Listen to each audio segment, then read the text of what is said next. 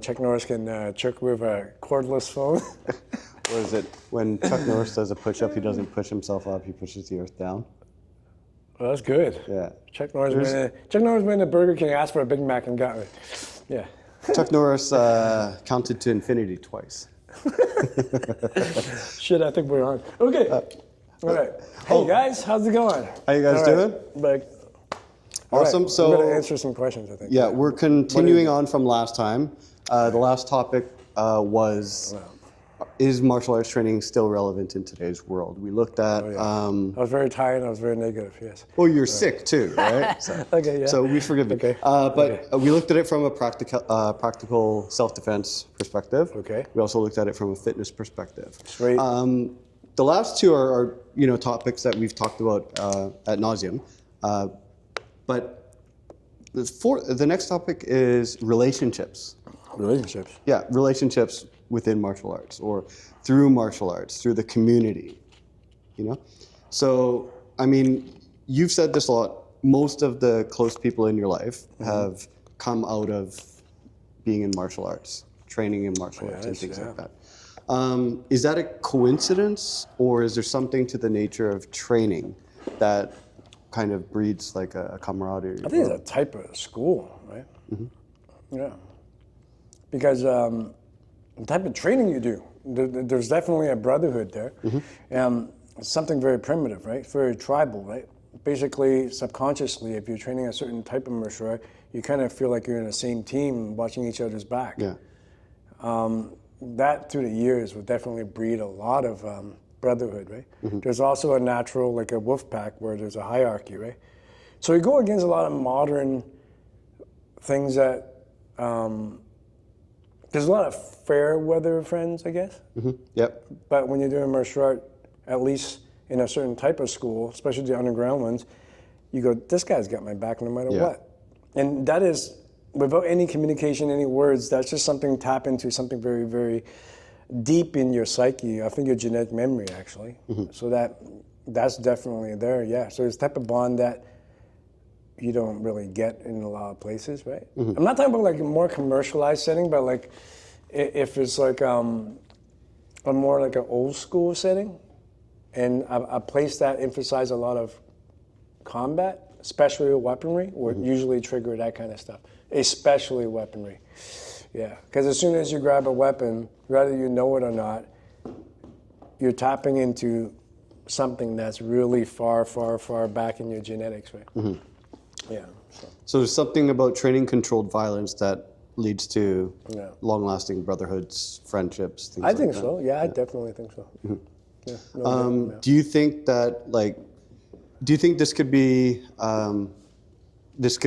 the same thing for anything else? Like if we're gym brothers, or we just hang out, we go rock climbing together. I mean, there is some kind of struggle. You have a goal. Yeah. Your goal is to PR if you're in the gym, or get to the next mountain or something like that. As long as there's a struggle, I think, and you're working as a team, you'll always have that. But I'm biased, so I don't think no goal has that more than facing danger together against an enemy, right? You can see that in the box office. Most of the movies that do the best is tapping into mythology, right? Like Avengers or Star Wars or whatever. Well, Star Wars sucks nowadays, but whatever. Lord of the Rings or whatever. So there's a brotherhood of defeating evil, and there's this warriorship thing and this violent thing, good versus evil. That's a story as old as time, and the martial art taps into that. So a lot of people, whether they know it or not, our society's been driven by that, the hero's myth, right? If you look into that through the work of the great mythologist Joseph Campbell, he outlines that pretty much, right? Mm-hmm. The map of meaning, or they call it in psychology, right? That kind of stuff. There's a limitation to that, by the way, but it works really well, especially for people with depression, I would say. And martial arts, one way to tap into it, but it's not in my mind, it's not the only way, no. Mm-hmm. Yeah. Because you do hear about these days, especially with mental health issues, people not having, a community to go to. So, I mean, a lot of people say, oh, you join a church. They, whether you believe it or not, the community is great, and but something is definitely different about martial arts and violent In his innate nature, yes. But it all comes down to the teacher, right? If you have a good teacher leading a church, I would go to him rather than a crappy teacher in martial arts. Sure. If you want to talk about community and brotherhood. Like Ed, like he made a huge difference in everyone that walked in his living room. Can you... Because he's Ed. Who's Ed? Can you... I did an episode on for before. the three people that might not Ed know. is one of my teachers when in my early 20s. Ed Hart. He was the dude of dudes, you know. When I met him, he was in his mid-70s. He was a second student of Bruce Lee, but that's not the reason why he's great. He was great because he was Ed Hart. He was, for example, he was a PhD in English literature. He was a documented genius, his IQ. He was a professional boxer for 4 matches, won it in the first round, and quit because of migraine headaches. He was a judo man in Seattle. He probably had more real encounters than most people, most martial artists, hundreds of encounters. He was a really good boxer, and his main thing was, at that point in his life, was defending himself and the reckoning of, like, this guy he's like Batman, right? And he would go to many places to test his stuff, and he had In his earlier years. Yeah, he had a real beef against bullies and douchebags and what people look up to nowadays, and Ed would floor him, right? And but by the time I met him, he was an old man, and he was a great teacher. Everyone that went to him felt better. Not because he can punch people in the head, but it's just he genuinely care about you, right? So. What was it about him that gave people such brotherhood, and as opposed to a great school who produces great fighters? What was it that was different about Ed? He just care, right? Right before he died, he held my hand and he said, "If I don't die, I'll make you better. I promise to make you good." Right? At that time, I was taking 4 hours bus to go to Seattle to train 2 hours just so I can bus 4 hours back. And I had no money for food. I was just living on Chinese bread and pastry because I spent all my money on Kung Fu. Yeah. So I took the Greyhound, 4 hours to Seattle, trained 2 hours and 4 hours back. And then Ed and Jesse found out, and they were pissed off that I was doing that. So he told Drew to take care of me. So Drew gave me a place to stay, fed me, and stuff like that. That's not a commercialized dojo. No. That's not a gym membership. That's not how. That's really old school, right? He sat me down and he said, "You got speed, you got no power. You don't have enough sensitivity. Here's a game plan we're going to do for you." I mean, where are you going to find a place like that, right? And I can trust him with anything he said. This guy had hundreds of encounters, never lost, except for to Bruce. And then, and he would help me. Be at his house at 2 a.m, just talking about anything. Anything that you had a problem with, Ed was always ready with a coffee and cigarettes. The few videos that there are of him out there, it's like, you see it's in someone's living room. The lessons were, the lessons were very informal, subtle, right? Because you see him hang up on Black Belt magazine. Back then it was the magazine like that. The press would call him or for interviews and stuff, and Ed's just like, "Leave me alone." And here I am growing up, watching people breaking their backs to seek fame, right? And then this guy's hanging up on magazines and reporters. That teaches you something, right? Here's this guy over here that can barely move, calling himself a grandmaster, and then here's Ed, who's 10 to 20 times the skill level. And he's like, "Just call me Ed, don't worry about it." And there's another lesson right there. Didn't he have a funny name for the... Supreme Deluxe Grandmaster. Supreme Deluxe Grandmaster. The first time I met him, I knocked on the door, and Ed comes out with a pair of shorts and long socks, and he had a cigarette in his mouth. And I was fanboying because I saw pictures of him since I was 6 years old, right? And I was like, "You're Ed Hart." He's like, he laughed and he goes, "Yeah." And I go, "Do you want me to call you Sifu, Master? What do you want me to call you?" And Ed's like, "Call me Supreme Deluxe Grandmaster." Then we both started laughing, and that's when he's like, "Come on in." And then he can smell the smoke on me. I was still smoking at the time. He said, "Want to smoke?" I'm like, "Yeah." "You want a coffee?" I'm like, "Sure." "You want a beer?" I'm like, "Nah." We sat down, we're talking. Just within that 5 minutes, I'm like, "All right, I'm staying here." Long before I met him, I already knew about his legends, right? Yeah. So I was like, okay, as soon as I walked in, I'm like, I want to train here. But as soon as I met him, I'm like, wow.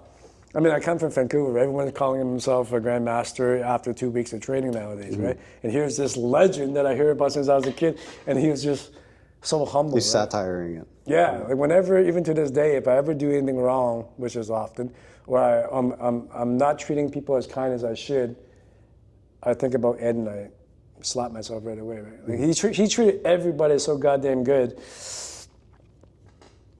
There's, you know, he was always like that though. Like for example, when there was a letter published by I think John Little, I can't remember. Bruce wrote Ed a letter when he was in L.A. I think, or is it Oakland? And he was like, "Ed, I really miss you. I love you." Like, rarely heard Bruce talk like that, right?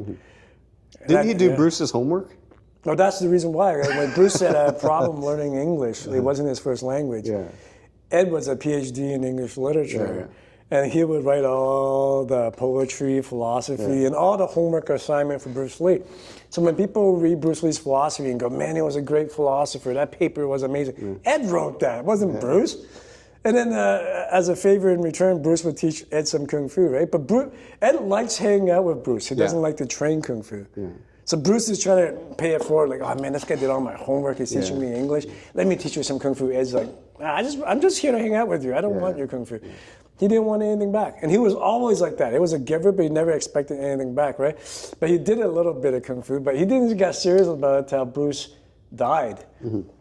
And one night, Ed died. He was drinking a lot at that point, and he fell asleep when his cigarette started a fire in his apartment, and he passed out from the smoke. And Jesse kicked the door open, dragged him out, and the ambulance came, and they pronounced him dead for, I think, 5 minutes. And Ed came back, you know, near-death experience, and he said, "Dude, I was dead." So the first thing he did is he called Jesse, and he's like, "I want to learn Kung Fu now."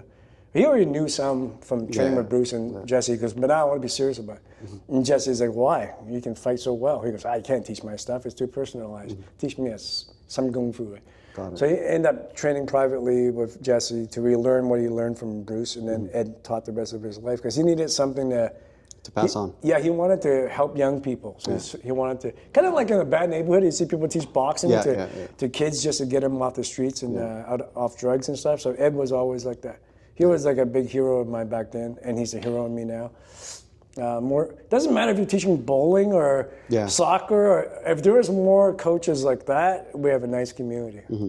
Because someone comes up to you and go, "Look, bowling is wrong, balance is wrong, you should be kind."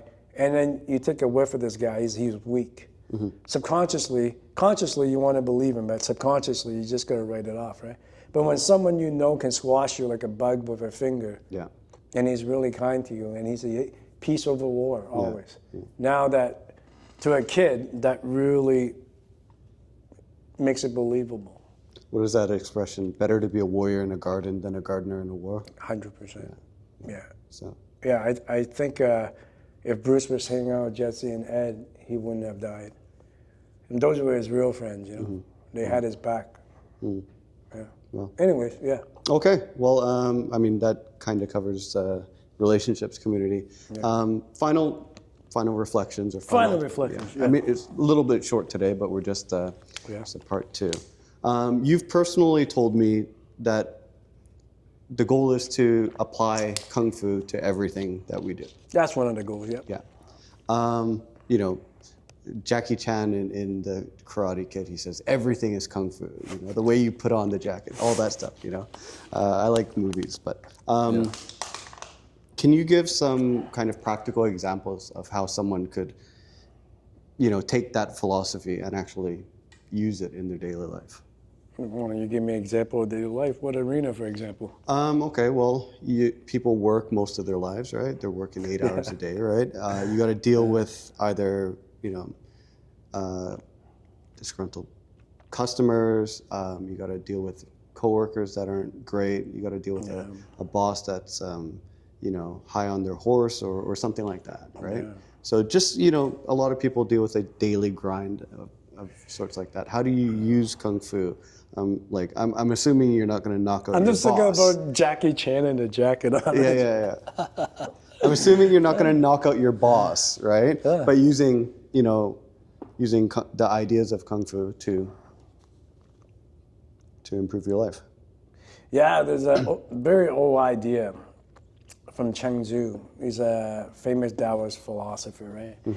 He talked about over and over again in his work how everything has a unique innate power. And in Chinese, it's called tak, or your innate nature, right? So the sun's hot, fire is wet. Water is wet, the sun is hot, tree makes oxygen, and so forth. Birds can fly, they can swim, fish can swim, and blah, blah, blah. This is a very obvious. Everything has its unique talent, unique gift. And nothing can be replaced. Nothing. They all contribute to the ecosystem. They're all completely necessary, they're equal, but one cannot be the other, right? And we learned that in Kung Fu. Like we were talking about Bruce and Ed today. His whole thing was learn to be yourself. Everyone has a different body type.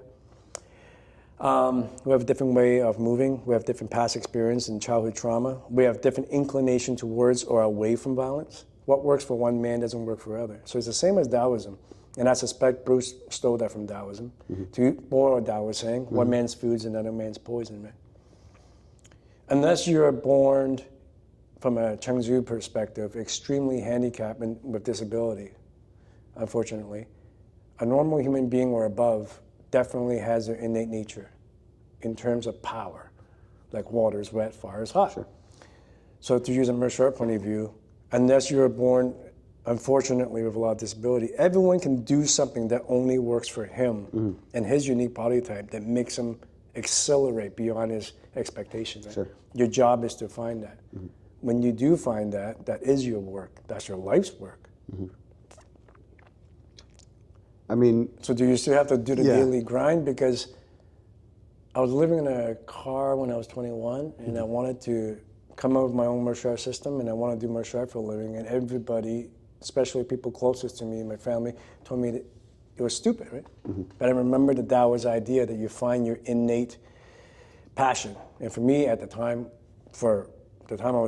I can remember till I was 45, my passion was martial art. I wanted to train 40 hours a week, 6 days a week, 4 nights a week. And that's exactly what I did for 25 years. And 20 years later, I do it for a living, and I make a pretty good living doing martial art. So I followed my dream, it worked.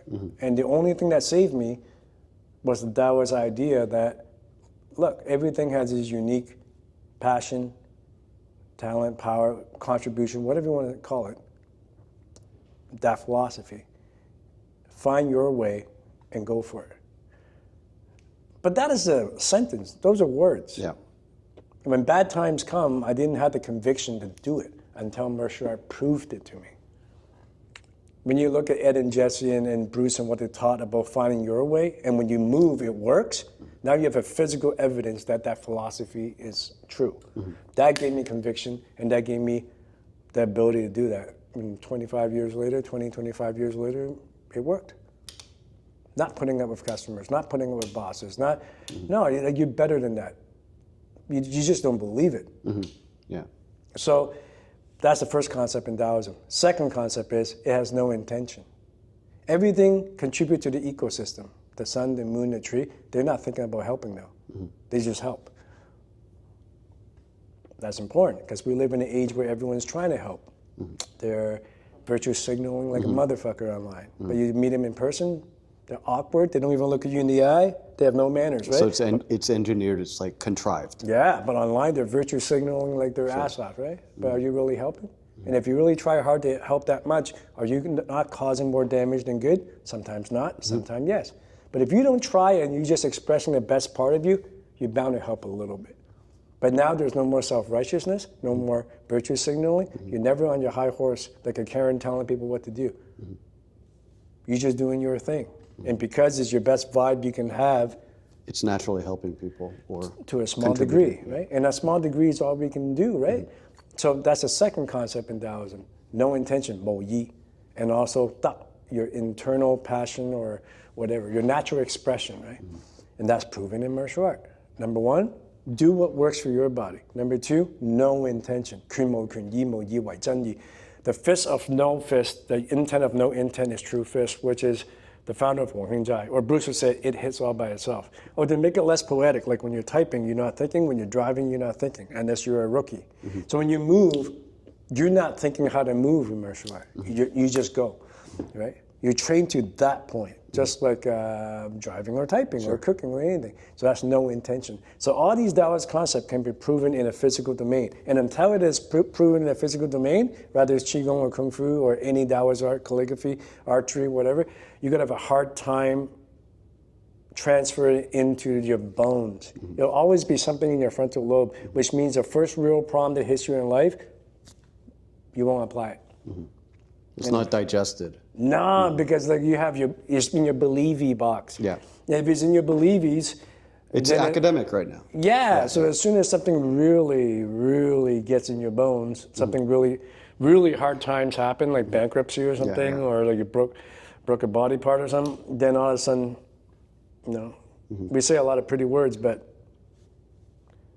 so it comes down to making it a part of you rather than just your ideology. And the fastest way to do that is through a physical domain, whether it's meditation, martial art, calligraphy, archery, gardening, whatever it might be, right? Skiing, something that goes past your yappy, and something that goes right into your gut, something really ingrained deep into your nervous system. Now is going to be an asset for you during hard times. Is that brought about by any kind of struggle with a goal?